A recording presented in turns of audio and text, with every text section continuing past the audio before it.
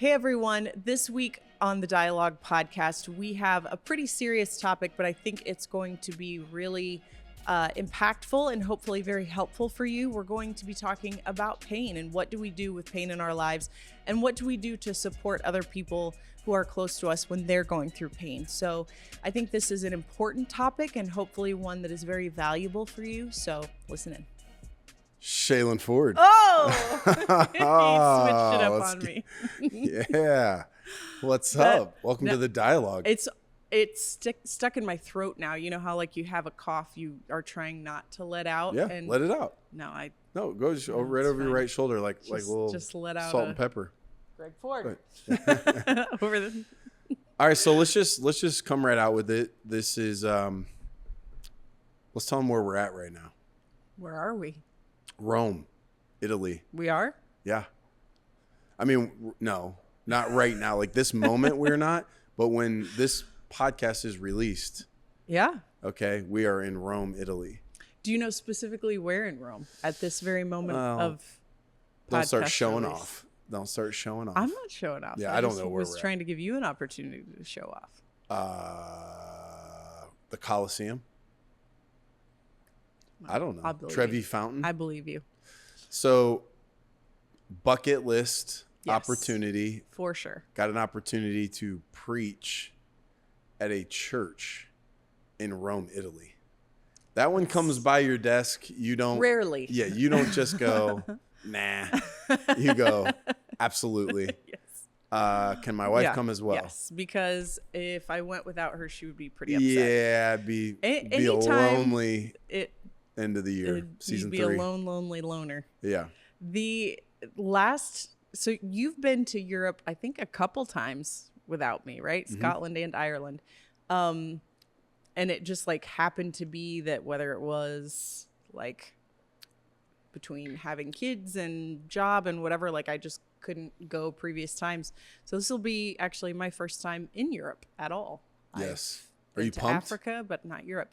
Yeah, I am super pumped. Me too. I'm very, very excited because I mean, this is like, you know, the statement like such and such is my Roman Empire. Like that's the big thing. The Roman Empire is my Roman Empire.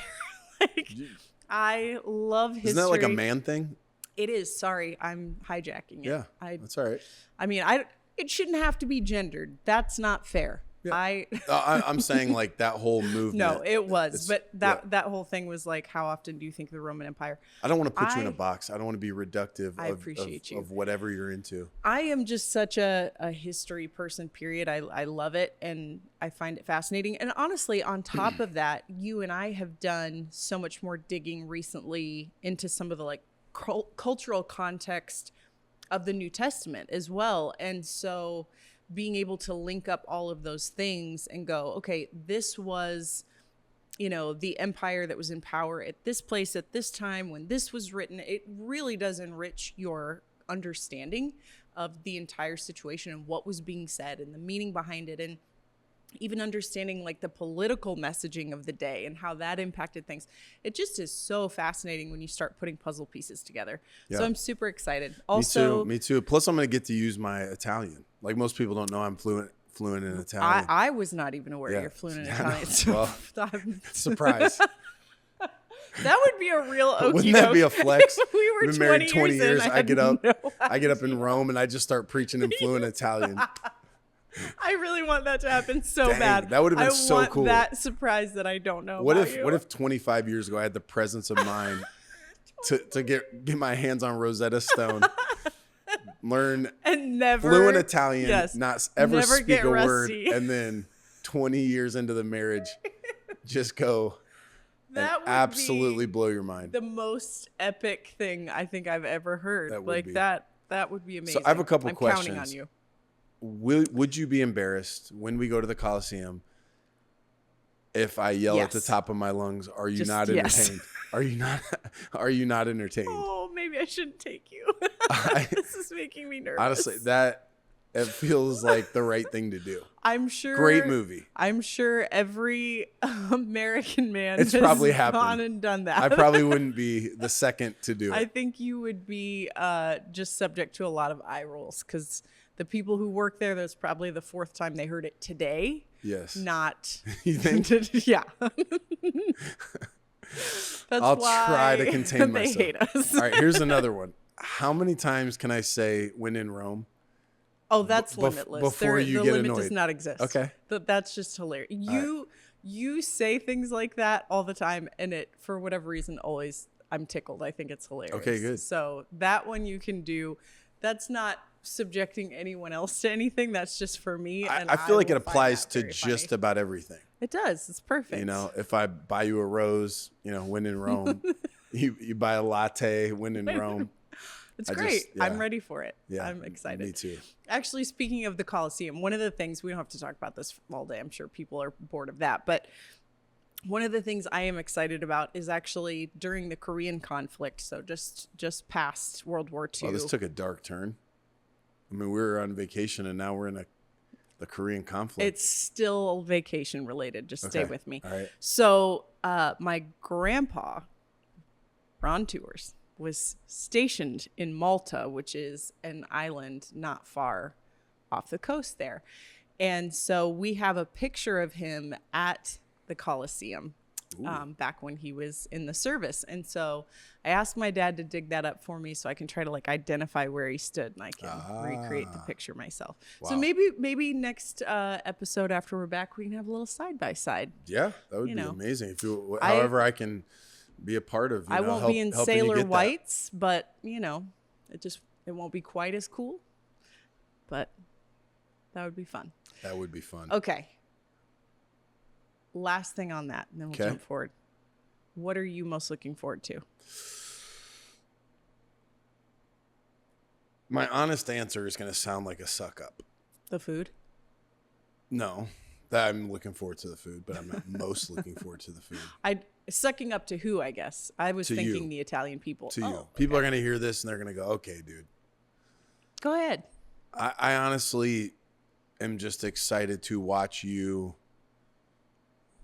geek out over everything. Enjoy Rome and Italy. Like, I just think you can butter me up like that. That's sweet. No, I'm serious. Like I believe you. I'm excited even if they don't believe you. I'm excited to go. It's a very cool thing. But like, I mean, I'm a homebody. I could do a staycation and be fine. You could watch a documentary on Rome. Yeah, you'd be okay. Yeah, right.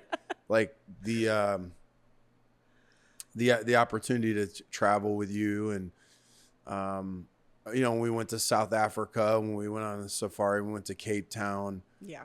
Just watching you taking those sights and sounds and how it impacted you and the look in your eye and all of that was my favorite part. And so I think with this, like, it'll be kind of a different trip, but I think all of it, you know, that would be great. Well, thank you, honey. That's what I'm most really looking sweet. forward to. I'm super excited, and I think we're going to have a great time. And you know what? I feel like you'll be more relaxed on this trip because there aren't things that can kill you around every corner. Like, except wildlife. Some of our family went there and got robbed at knife point.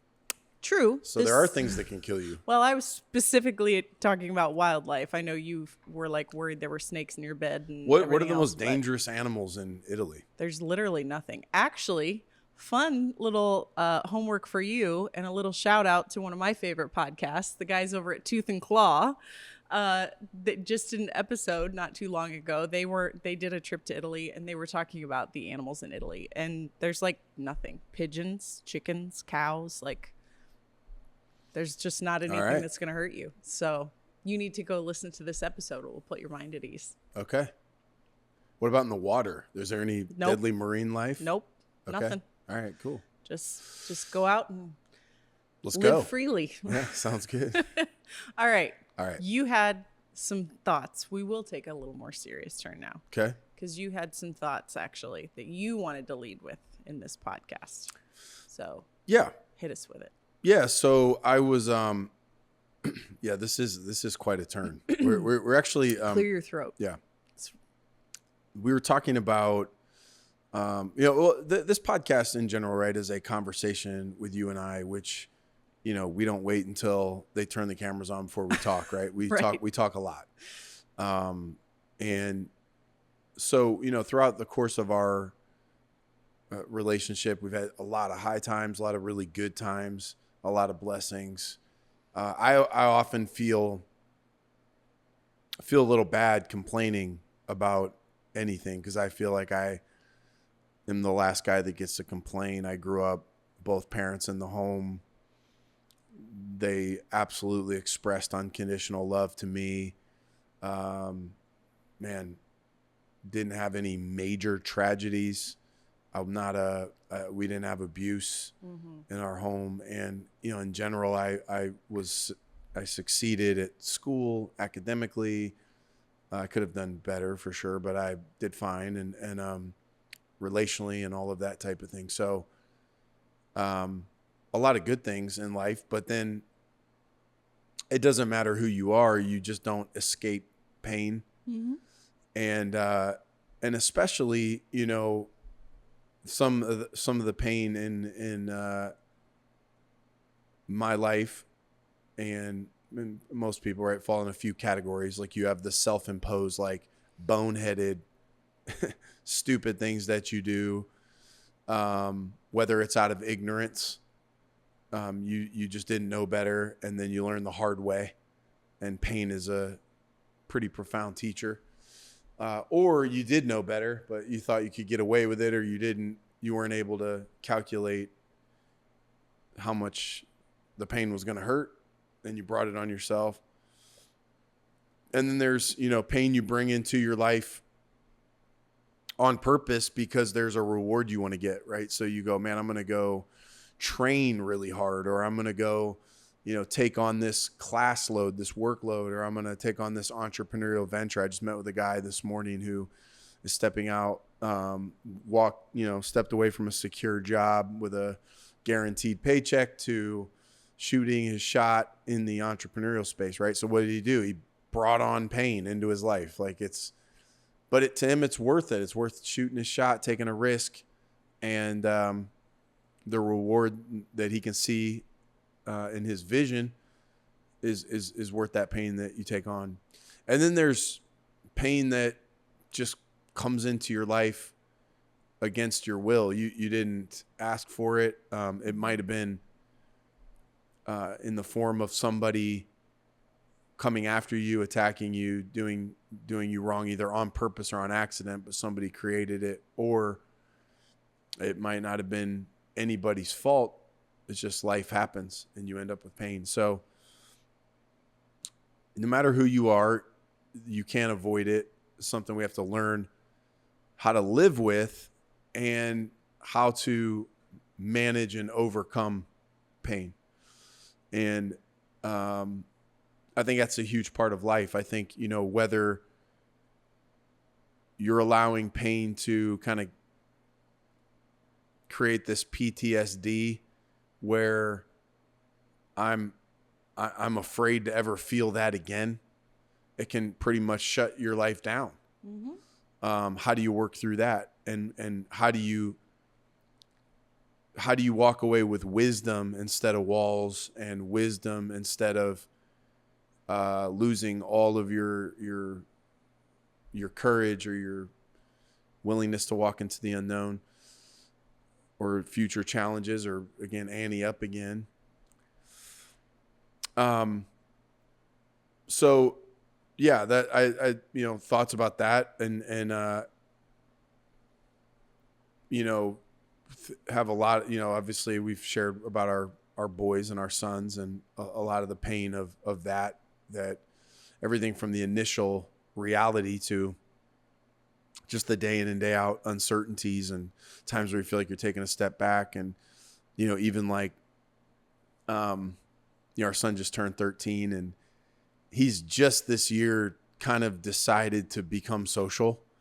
He really wasn't terribly social for a long time. And now really, frankly, some important people in his life, the school, our church has been huge for him, but decided to do that. And now he's, having a birthday party. And so he sent out RSVPs and we're like, oh man, he's really wants everybody to come. And then some, bunch aren't. And so then you're just worried, like the pain of him being hurt, and he's like especially vulnerable. And and again, that's our thing. Like everybody has, you see people you love in pain. Mm-hmm.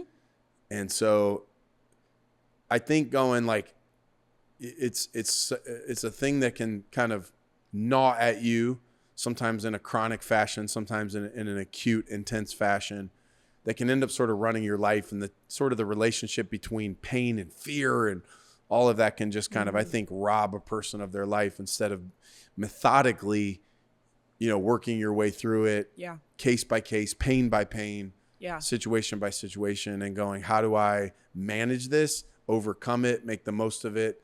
Because it is part of the human experience. Yeah. So I just said a bunch. What are your thoughts? I would say one of the first things that came to mind for me, and one of the greatest lessons that I think I have learned over the past few years, especially both through seeing it in my own life and seeing it in other people's lives, is we really overestimate how good safety will feel in comparison to the pain that we might experience.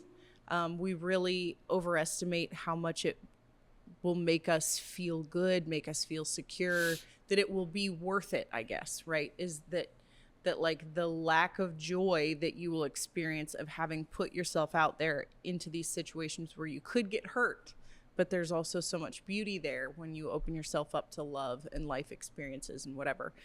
And when you choose not to participate in those things because you would rather be safe, the joy that you have robbed yourself of, you convince yourself, well, it's worth it to be safe. And I don't know that I've ever heard anybody on their deathbed say that it was. And I have heard a lot of people, not even, necessarily at the end of their life, but maybe a little farther along the path, that recognize the things I did to try to insulate myself, I actually robbed myself. And the payoff that I thought I was going to get from the feeling of security was not what I hoped it would be.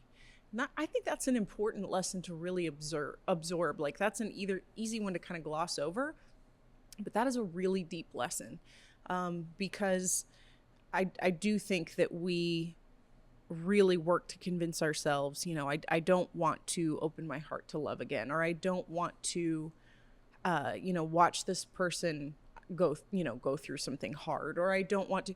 And the reality is, like, you can't keep bad things from happening, to some degree. Obviously there's smart moves you can make in some situations, but you cannot keep all pain out of your life, is my point. And so what you rob yourself of, I think, is really significant. So I remember I read a book a long time ago. It was I think it was called The Problem of Pain. It's a C.S. Lewis book. And I'm going to get this quote a little wrong, but I'll get the spirit of the quote right. So he was like, when you talk about your pain, it's painful. He's like, there's a certain amount of agony in discussing it, right? A lot of people, they bottle it up. And the moment they say, I'm in pain, or they start talking about it, the tears flow, the emotions come out, and they're in pain, right? So he says there's pain in talking about pain, but it's worse to not talk about it. Ultimately, he's like, the more, if you refuse to do that, like, they both hurt, but the damage of not discussing it or not talking about it and just like bottling it up is even worse. So the idea that I can avoid it is probably not realistic.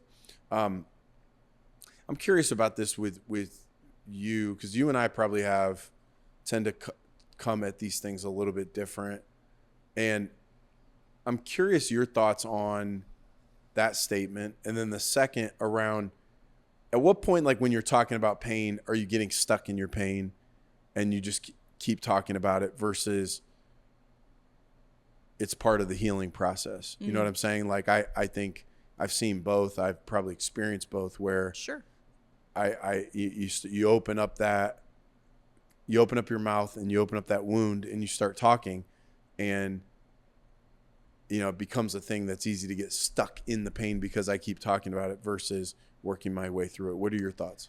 Yeah, I get that. I think it has more to do with the motive behind why you're talking about it than it does just the act of talking about it over and over again.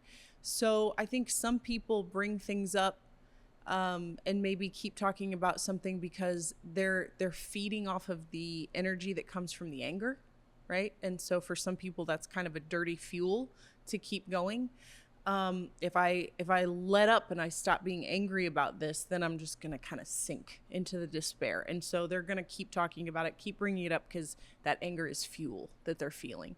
Other people, you know, unfortunately, it can be easy to get stuck in being a victim feels kind of good in some ways because somebody else is taking the blame. And again, please hear me. I'm not saying that if something horrible happened to you that you were to blame. You know, it may be entirely the other person's fault, but what you do with what they did is your responsibility. Not your fault, but your responsibility to respond to. And so I think some people get really stuck in finding some identity in the victimhood because they haven't had the chance to sit and do the work to find a real identity separate from that. So there can be a lot of things that I think we get sucked into. But I also think there is a ton of value in talking about it if your whole goal is to see, what do I need to uncover here so that I can heal? What parts do I need to process, work through, you know, actually acknowledge something I'm feeling that maybe I've shoved down way down deep, right? And sometimes one conversation, a handful of conversations will do that for you. Sometimes it is a very layered onion for you emotionally. And you may go through a span of time. I've had some things like this in my own life where it's like, I kind of talk about something a lot for a little while. And then I'm like, yeah, I feel like I've kind of worked it through. I'm good. Like I've gotten some clarity on things. And then a year later, you know, I will uncover this new piece that was still buried in there, you know, this last shard from the pot, so to speak, that you just go like, oh, this was this thing that was kind of aggravating, you know, and triggering in my soul. And I didn't even recognize that this was part of why I'm still reacting to people the way that I am, or I'm, you know, short in this situation, have a short fuse, or I'm whatever. And so I do think it's important to keep occasionally looking for remnants too, you know, of something. So I think they're depending on the motive behind why you talk about it. And I think you have to be really honest with yourself about what your motive is, which can also be hard. Yeah. To even just be vulnerable in your own heart and go, I'm kind of doing this for this reason, not this other one that's good for me. And reevaluating and readjusting. So when I was in 9th grade, I was playing basketball, reached out like in a practice, and one guy's running this way, one guy's running that way, and my hand's in the middle. And so I feel this shot of pain, you know, through my wrist. And turns out, I find out much later, I broke my scaphoid, which is one of the smallest bones in the wrist. And they say it's fairly common when you break the scaphoid, people don't know that they broke their wrist because it's a small enough bone. Right. It's not like out here. You don't go, oh, there's a dent there. Right. Yeah. It's not this like your hands hanging there limp or something like that. Anatomy lesson. Is it like in here somewhere? Yeah. It's actually, I have a scar here because I eventually, you know, spoiler alert, but I ended up having surgery. But it's right in there, and I broke it, and I definitely knew something was wrong. It definitely hurt. But I didn't want to, I could still play. And I'm left-handed, so it was my right one. So I felt like I still had my dominant hand, and I could still kind of use it. Did you just think like you sprained it or something? Yeah, I didn't know what I did. I just knew I hurt it. Yeah. Right. And I didn't want to tell anybody. I didn't want to tell my coach, or I definitely didn't want to tell my parents, because then they would have taken it seriously. Right. So I wanted to downplay it, and I felt like, hey, I'm tough enough, you know, I can play through it. And so I did. I literally did not tell a soul. And over the next 2 years, different things would happen, and it would get a little better. And then all of a sudden I would do something, like one time I like slipped and caught myself, and I'm like, oh, I was back to that. I played quarterback in high school as well. So I remember like the center snapped it low, hit the bottom of my hand, and it was like, I'm coming out shaking it. So there's a few different things. And what I didn't know, again, it wasn't until my junior year that it hurt so bad. So 2 years later that I finally go to like the doctor, and he's like, hey, your scaphoid is broken. And he's like, and I'm like, what? And he's like, when did it start hurting? I'm like, well, funny you should ask. Ninth grade, actually. And he's like, well, probably what was happening is you broke it in ninth grade, and then slowly it started to heal, and then you kept re-breaking it. So he's like, you probably re-broke it 2 or 3 times. So he's like, now what we have to do is cut you open. We have to put a screw in there. We have to do surgery. And now the recovery is quite a long time, right? So I actually had to miss baseball season my junior year. It was a much bigger ordeal by that time, right? So, it made me think about, if you take that sort of metaphorically and you think about something happens, you feel pain, you're trying to figure out, man, is this something if I ignore it, it'll just go away? I don't know exactly what happened. I know it hurt. Now, I know what happened. A guy ran into my hand, and I know it hurt and something's wrong in here, but I don't know exactly why. I don't know how deep that's right. this wound is. I don't know, did I break it? Did I sprain it? I just know I hurt it. But if I tell people, right, somebody might react in a big way. Somebody might want to sit me down, okay? Take me out of a game. I might lose something I want, again, at that time. If I told anybody, maybe they're going to make me miss some games. Or yeah, you'd have to stop really driving hard and pushing for these things that you want, because you have somebody else was going to care about my wrist more than I did. Essentially, my coach was going to make me go to the trainer. I was going to have to do all this stuff. So in a lot of ways, you go, something like that happens, right? It's not your wrist, it's your relationships, it's your emotions, it's your mind, it's your life. And something like that happens, you don't know exactly what's going on, and you go, if I ignore it, maybe it'll go away. And I think sometimes there are things that are these gnawing little things, and they do go away. A couple weeks later, you're like, hey, I'm good, everything's fine. But a lot of times they don't, and then something re-triggers, and you go, man, that shouldn't have hurt like it did, but it did. Yeah. And so, when you think about that, it makes all the sense in the world by the time they put this under an x-ray, but it's hard to put your life under an x-ray. It's hard to put your emotions under an x-ray. And I think if you're not careful, you end up postponing, and then, years later, right, this thing becomes a much bigger ordeal. And it's cost you, something, a price you really wouldn't have wanted to pay if I had just sort of come out with it, in ninth grade, so to speak. Yeah, and it's done more damage, takes more repair. It's done more damage. I'm missing a whole season. I'm at a crucial time. So, I think like I encourage people when it comes to your pain, there are certain things I think we just buck up, keep your head up, move on, don't focus on it, and it'll go away.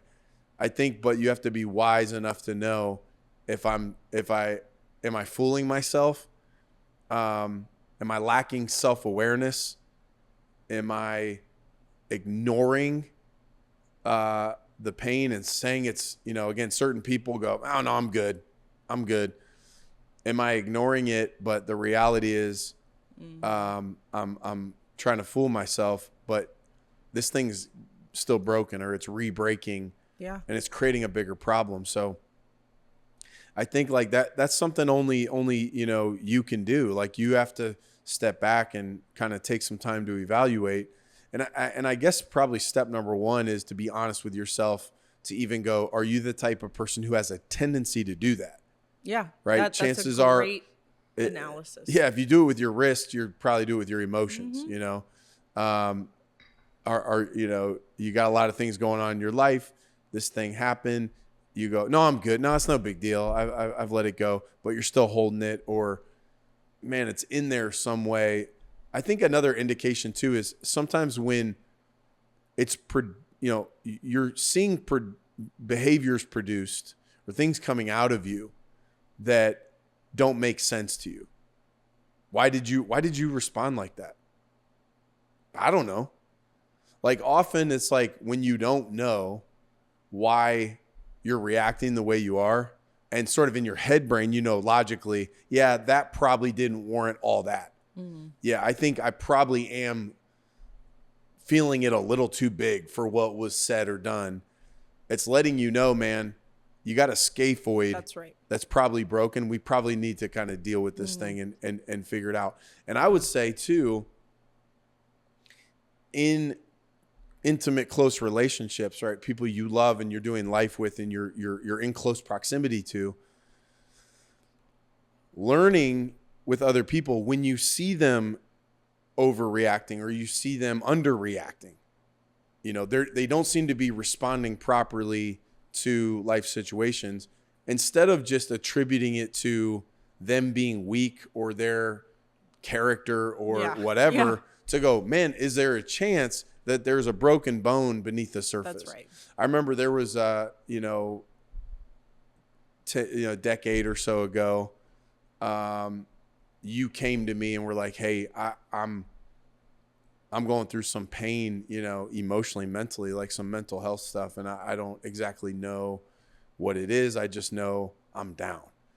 And, you know, started to be very honest and share with me some stuff. And I remember like you seemed concerned, almost like a little sheepish in the way that you were coming to me about it, because you weren't sure how I was going to receive it. And I remember feeling very relieved because we were not on the same page in our lives. And I was kind of charging on some things, and I felt you creating drag in a lot of the things I was doing. And to me, I felt like either you didn't believe in me, or, you know, you didn't have the courage, or you lacked faith, or you weren't as driven as I was, you know, whatever it was. And so now I'm starting to attribute, you know, that drag to your character. What I never did was step back and go, maybe she has a broken bone. It's almost like if we went out for a walk through the hills and I'm just zipping up and down the hills and you're like lagging behind, I can conclude that you're just slow, or you're not trying hard, or you're lazy, or whatever it might be. And the reality is, dude, you might have a broken bone in your ankle, so to speak. Right. That's, you know, causing you to You're going as fast as hard as you can, right. But that's the best you can do right now. Yeah. So I can go, you know, I can turn around and, you know, chastise you for it and go, come on, keep up, you know, or draw some conclusion about you. Or I can go, hey, one of the things might be like, hey, how's your ankle? You know, are you okay? So, you know, when that was a big, you know, however long ago that was, I've lost track of time, but we'll call it about 10 years ago. That was a turning point in my life, because in general, again, because I hadn't really walked through anything like that at that time, I'd come to the table looking at life through my lens. And so when people act differently, I'm looking at it through how I feel, or how I see the world, or the state of mind I'm in, versus considering, man, there might be something broken and hurting and suffering, you know, beneath the surface. There may be more, you know, they're going through a different kind of pain than I am. I got burned in my legs because I'm going up a hill. They've got, you know, a broken bone, right? And so, you know, I think especially for someone like, you know, you're not the type of person to want to come out and talk about your pain, or, you know, you're more of a, hey, rub dirt on it, you know, I'm fine, I'm good. So, you know, it took longer for you to finally go, man, I think I've got a scaphoid type thing, right? Can you think back on that time? How long did you cope with that pain? And then what was it that finally got you to the point that you were like, I think I need to go essentially see the doctor and get an x-ray and find out, you know, this isn't going away? Yeah. Gosh, hard to identify really how long. I mean, it's kind of like the frog in the pot of boiling water, right? Like at first you may not even kind of realize something's off, and all of a sudden you look up and go, wait a minute, this is getting hotter. You know, it was kind of like that. So it's hard to identify exactly like, oh, this was the starting point.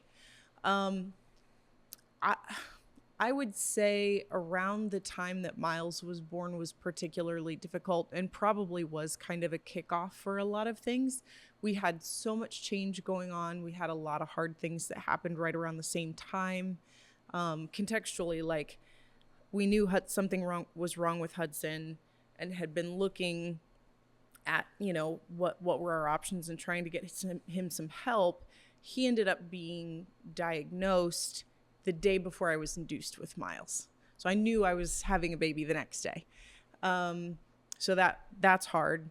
And then they also said, you have a higher chance with any subsequent boys that they will also have autism. I know I'm having a boy tomorrow. So you've hit me with this double whammy of emotional information and trying to plan ahead for their lives.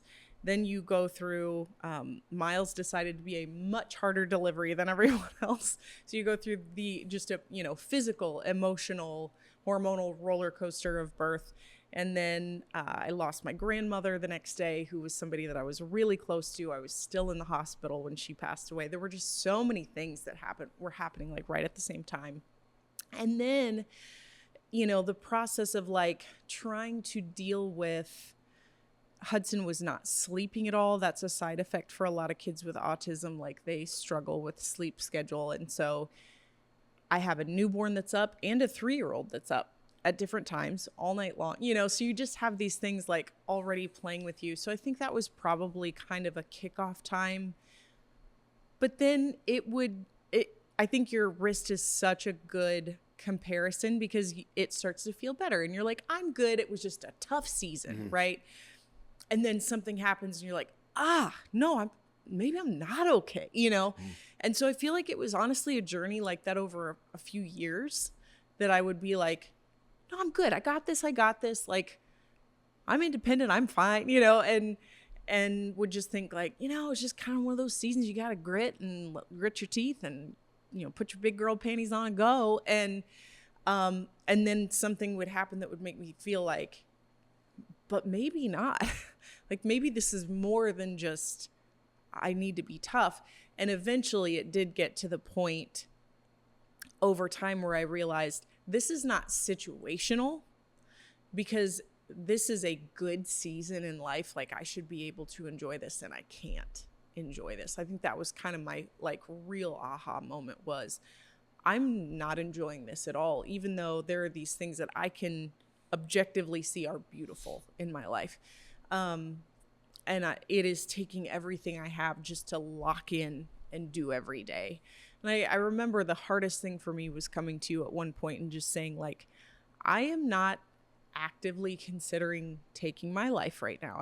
I want you to know that. But I wake up every day feeling overwhelmed with disappointment that I woke up today.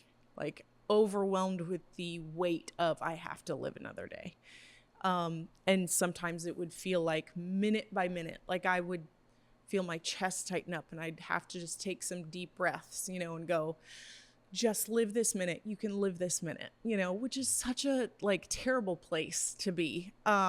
And so I continued to grit through. I wasn't, ever in a place where like I never got out of bed or I didn't, whatever. Like I got up and did life, but it took everything I had just to do life.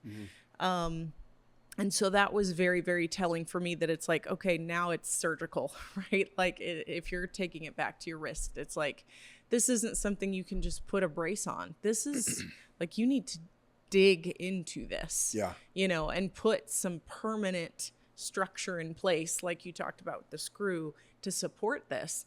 And so that was a real turning point that was really hard for me, by the way. And I would encourage anybody, like, if that's really hard for you, that's okay. 'Cause that can be tough to be that vulnerable, even with somebody you really love and trust, to let them into that part of your heart where you go, I don't think I can do this at all. Like I can't keep surviving by myself.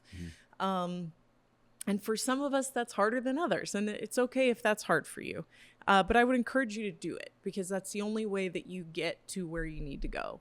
And you were very instrumental in helping me get some permanent structure in place that would support my mental health long term.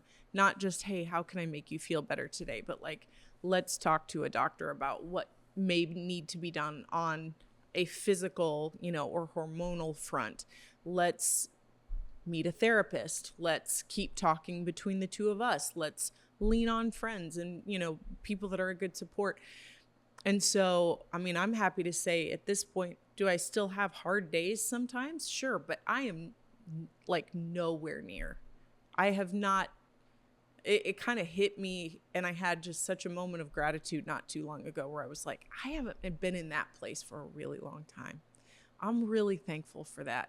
Like, there are times where you're like, this week's kicking my butt, but that's very, very different from, I really can't fathom trying to live another year. Yeah. That feels untenable, Yeah. So I'm so thankful for that. Yeah. You think about pain, right? It's something caused it. It's this thing going on, but pain ultimately transforms into something. That's right. Right. So it's going to transform into something. So you're feeling pain internally. What is it going to become? Mm-hmm. And it's going to it could become bitterness. Mm-hmm. It could become depth. It could become empathy. It could ultimately turn into new knowledge, new discovery, new revelation. Yeah. It could make you a much better person. It could make you a worse person. So I think the idea that, pain doesn't just go away, pain transforms. Yeah. And pain that is not transformed by you and God or me and God ultimately becomes transferred right onto other people. Mm-hmm. And so, I just encourage people to go, look, what is my pain becoming? Mm-hmm. It's going to become something. And so to go, I'm going to determine that I'm going to take this, I'm going to go into it, I'm going to learn, I'm going to, like you said, I'm going to be honest about it. I'm going to put it under the x-ray. I'm going to bring in trusted people. We're going to try to overcome this pain, to figure out how do we get to a better place and, move forward. It's interesting. I did a message one time in 2 Corinthians 12. And it's that verse where Paul is talking about the thorn in the flesh, and he's like, man, I had this thing and I kept begging God to take it away. And he said, my grace is sufficient. My power is made perfect in weakness. And he's like, therefore I can boast all the more in my weaknesses. And that's where the verse that says, because when I'm weak, then I'm strong, right? So you think about, again, what is he saying there? His pain is being transformed into something. His weakness was being transformed into strength. Yep. When I'm weak, then I'm strong. And I can say I've seen it in you, and it's one of the things I have so much respect for with you. And you've inspired me to do my best to do the same, which is to take that struggle with pain and to turn it into depth. To become less judgmental of somebody else who's writhing in pain, or maybe they're even complaining or they're struggling. If you haven't gone through a lot of pain, a lot of times somebody's complaining, you're like, oh, quit being a complainer. And of course there are times, okay, people can overdo it. But my point is, when you have gone through something, you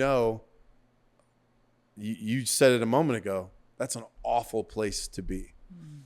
And when you've been there, you know how awful it is. So when someone else is going there, it gives you a depth of understanding that not only helps you to support that person, but it causes a depth of character. It's like you can almost tell without even knowing someone's story. It's almost like in their countenance. It's in the way their eyes shift around the world, the way they are, just their state of being. You're like, I can tell that person has walked through some Yeah. some stuff. Yeah, they've been through some They've things. been through some stuff. Like it creates a deeper person, you know? Yeah.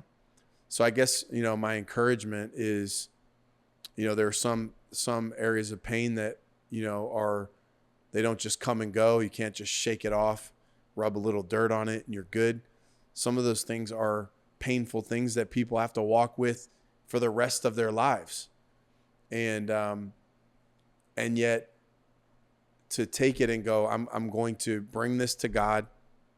I'm going to draw near to the appropriate people, and I'm going to allow God and me to transform it into something so that I don't transfer it into something I don't want to see, into becoming something I don't want to be. That's right. Or to putting it on people and hurting the people I love most. Passing that pain on. Absolutely. And so it's a tremendous opportunity for redemption. And you know, I'll say this. I remember when we were dating and I was like, I want to marry this girl, right? I remember having the conscious thought, I have no idea what being married is like and what all we're going to go through, right? You know, like if we happen to live long lives, we're going to have decades of life experience, and some of them are going to be bad and some of them are going to be hard. And I remember thinking, I don't know how high or how low this is going to be. I just know I want to take the highs and the lows with her.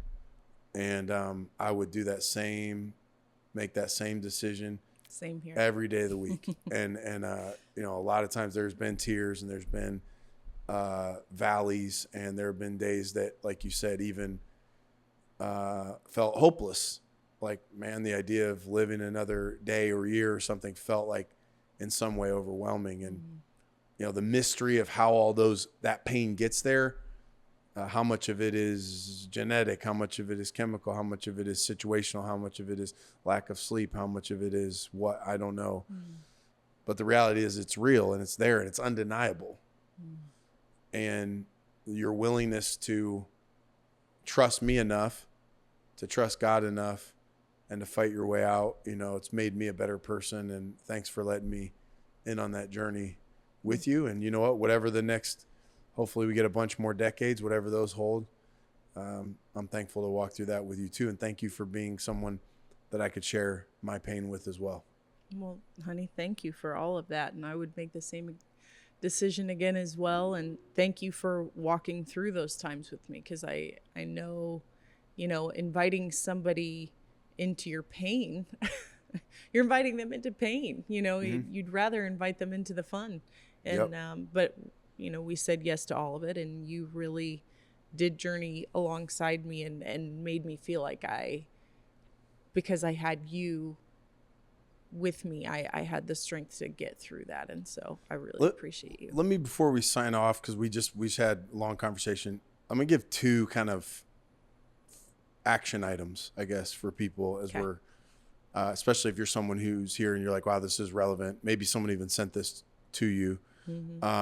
When you're thinking about if you're going through pain, one, I want to encourage you, if it's something you've just been trying to shake off, but it keeps coming back, really think about who's the right person for me to share this with, and to, you know, maybe sometime in the near future, sit down and tell somebody and open up about what you're going through. The second is maybe you have somebody in your life who's acting in ways that are confusing to you. Like, why are they overreacting? Why are they underreacting? Maybe take a moment to consider that they might be going through pain you don't even know about. A lot of times we assume health. We assume somebody's just being mean, or we assume somebody's not paying enough attention to us, or they're not responding in the way that you think is appropriate. It could be that, you know, they have a character issue, or it could be that they have a health issue, a pain issue, something going on beneath the scenes that's abnormal. And so even taking a moment to consider that someone you're frustrated with because they're not keeping pace, or because they're not responding the way that you wish they would, there may be more to the story than you know of.